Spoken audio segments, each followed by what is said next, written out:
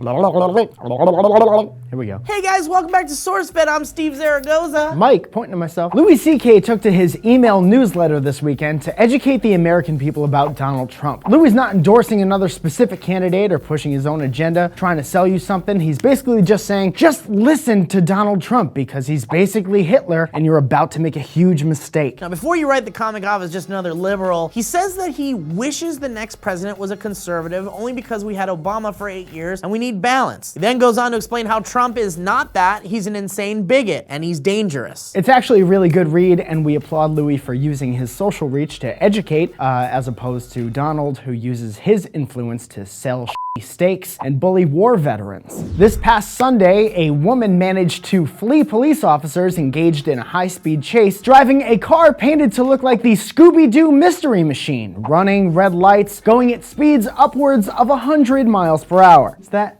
MPH, that miles per hour, or Neil Patrick Harris? Neil Patrick Harris.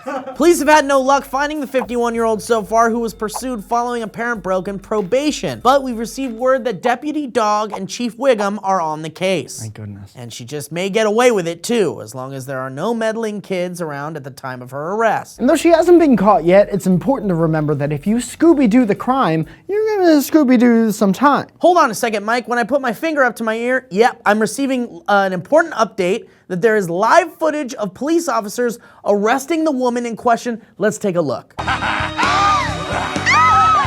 And now on to the only segment Mike puts any actual thought or effort into, is called Mike Falzone's Wrestling Second, or something. Boom! And the thing is, Shane's not even a wrestler. He's just Vince McMahon's son, and The Undertaker's been dead since like 1993. Good luck! A NASA astronaut recently returned from spending a year in the vastness of space and is now spilling the beans on all the terrible shit that happened to his body as a result of being up there. 52-year-old Scott Kelly reported that since being back on Earth, his skin feels like burning when he walks or sits down. On top of the full-body burning sensation, he's also experienced debilitating fatigue and will continue to experience a loss of calcium from his bones at 10 times the rate of an elderly person with osteoporosis. Hey Steve, you want to go to space? Nah, I'm good. In a new segment called I Dare You to Picture This Actually Happening Without Laughing, a man from Phoenix, Arizona was arrested for robbing a Bank of America after he stopped to talk to Bill Murray on the sidewalk as he was fleeing the scene. Where was this dude's getaway driver? I don't know, maybe cussing out his friend as he was doing his job? After hearing the news, banks all over the country are adding must look exactly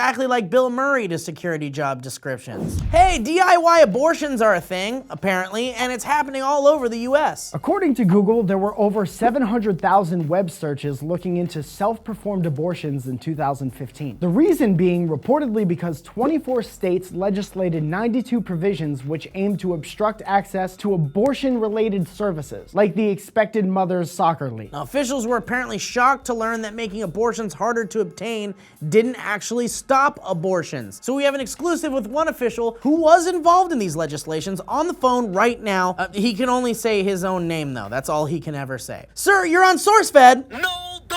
Okay, so it turns out you guys thought that by making abortions harder to obtain, it would stop people from having abortions altogether. Now that's dumb. No boy. Okay, well thanks for clarifying. This is a good bit, right? No boy. That's what I thought.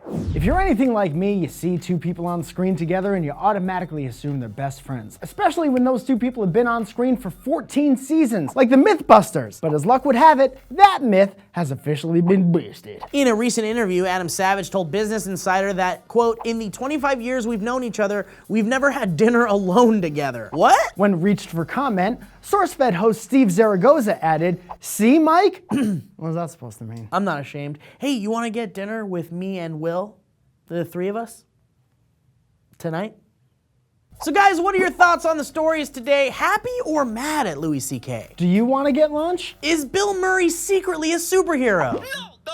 Okay, well, I thought I hung up on you. And thanks to our sponsor, YouTube Red. If you want to watch all new series and movies from your favorite creators like PewDiePie, Lily Singh, and Rooster Teeth, sign up for a free trial in the description below. Yeah, you can watch original shows uninterrupted while supporting the creators that you love. So check it out, guys. I'm Steve Zaragoza. I'm Mike Falzone. Stunning. We could title it, "A Few Comedians Pretend Two of Them Are Sex Slaves," but that's random and absurd.